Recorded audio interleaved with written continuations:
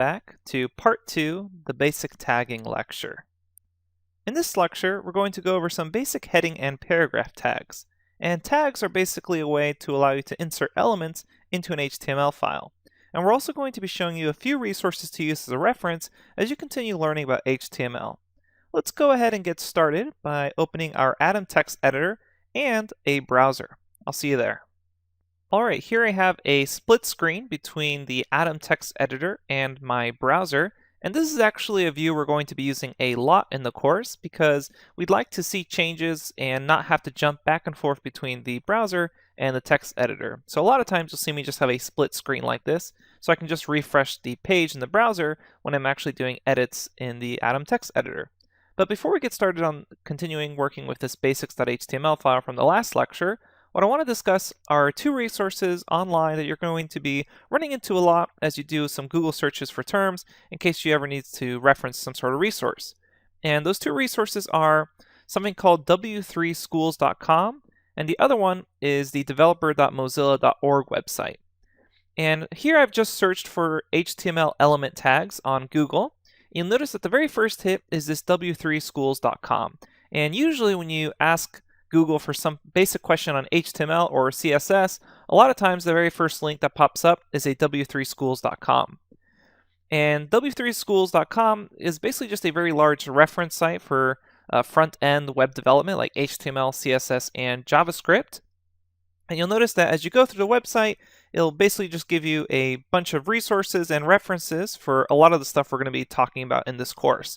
So if you ever Google stuff and you find yourself on this website, feel free to check it out. Now, it's an okay website. Mainly the main reason you see it as the top hit is just because it's been around so long. But I would actually suggest that when you're Google searching and you come up with a reference to this developer.mozilla.org site, you actually choose this site instead. It's a little better, it has more detail, and it's really geared towards developers. So if you click on this developer.mozilla.org link, it has an HTML element reference, and this is basically a reference to all the HTML elements. And HTML elements are just going to allow us to actually insert material into our HTML text file. And you see here that it's a little more technical and it's a little more geared towards developers, while the w3schools.com website is geared more towards basic beginners. And as you advance through this course, you're probably going to find this developer.mozilla.org site more useful to you. So I just want to let you know that these are two resources you're going to be coming through in contact with a lot as you do some Google searching on your own. Okay, now that we've covered that, let's jump back to this browser tab where I have the basics.html file that we've been working with last time opened up here. And I'm going to go ahead and open it up here. And to get a little more room on my screen, I'm actually going to close or collapse this left tab here. And I can do that just by doing either Control / or Command / on your keyboard. And that just opens and collapses that little side tab. So a really useful shortcut for the Atom text editor.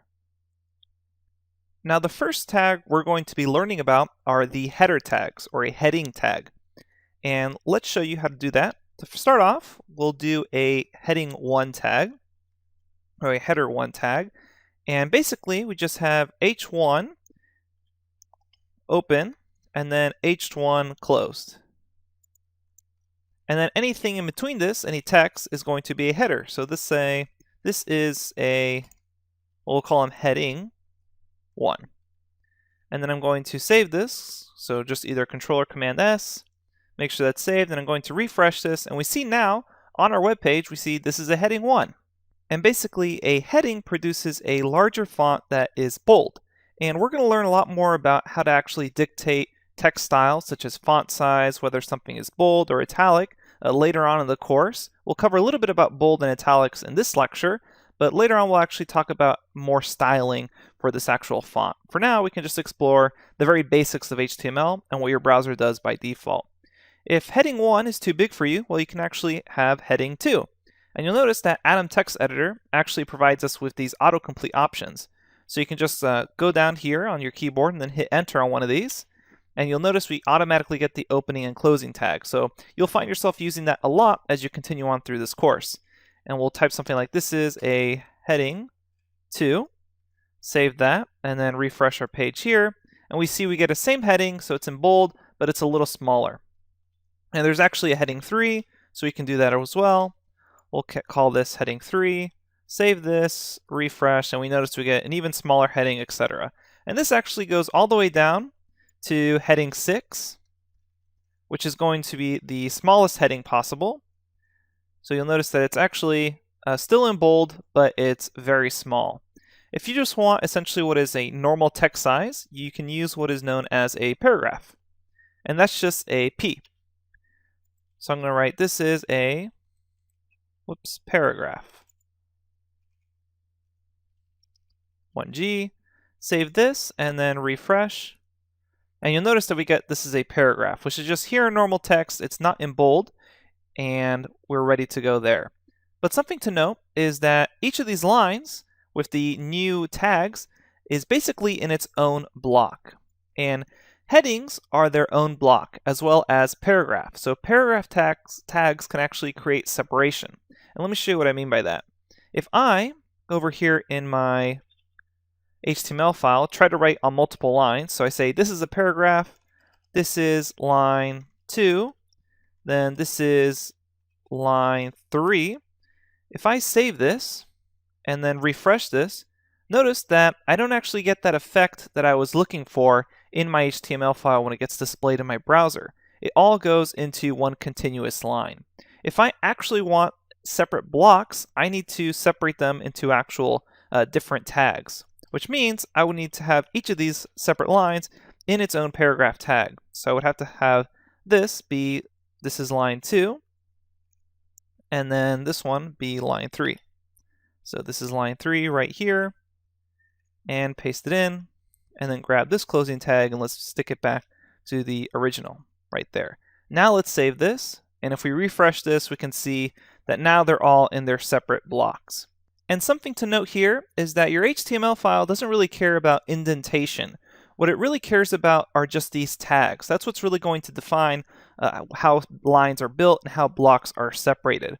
So I can actually put multiple paragraph tags on the same line here. So we'll do this, put them all on line 14, just to show you what I mean. So here I have all those 3 paragraph tags on the same line. They're all on line 14. If I save this again and refresh, I get the exact same effect. So it's really the tags that are telling HTML what is in the same block, not the actual line number or the indentation. In other programming languages, you'll use brackets, or in Python, you a lot of times use indentation to clarify which blocks goes where. In HTML, it's basically all done by tags. And you notice I can keep writing on separate lines here. So whoops, let's delete that. Say something like, this is continued. I'm still writing in line 2.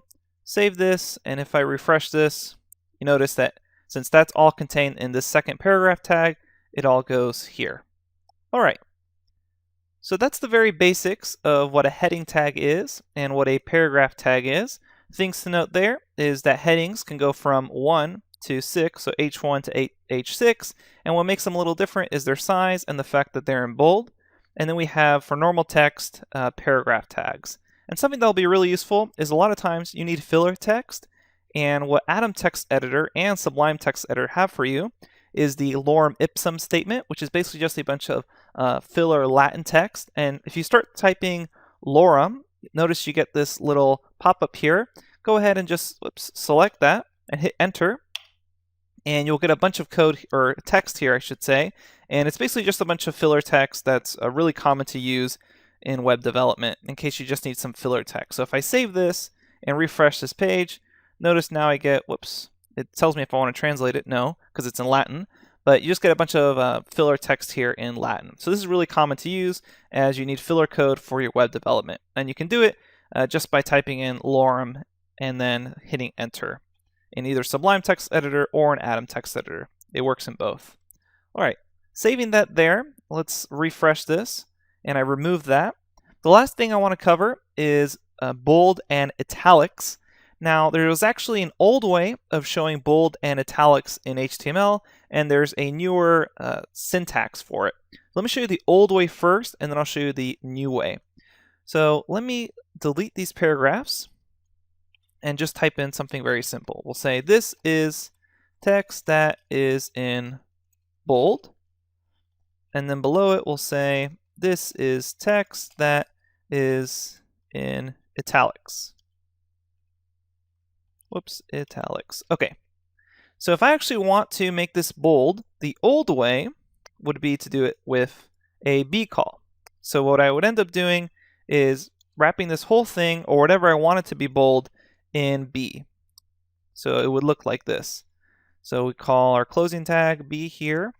And if you just type in B, Atom Text Editor will also give you the autocomplete for the bold. I'm going to save this and then refresh. And notice here that it says now this is text that is in bold. So this is the old way of doing bold text. And the old way of doing italic text is with an I call, or an I tag. So we'll notice here we see I for italic, which means if I wrap this whole thing in open and close I tags, and save this and refresh, I get now that this text is in italics here. So we can see that this is text that is in bold, and this is text that is in italics. That was the old way of doing things. There's a newer semantic way, because B and I aren't very clear on exactly what they're doing, since they're just two letters. And you always want to be really clear when you're coding, especially if you're going to come look at this code in the future. So the newer semantic way of doing stuff is, if you want text to be bold, the new keyword for that is a strong tag. So this works in basically exactly the same way as the bold tag, except now it just says strong. So that might be a little clearer when you come back to your code, that you know that it's going to be in bold. And we see here there's no change as I refresh, because that's just a new syntax. And now for italics, the new syntax is EM for emphasis, or emphasized. So if you want to add emphasis to text, you would italicize it.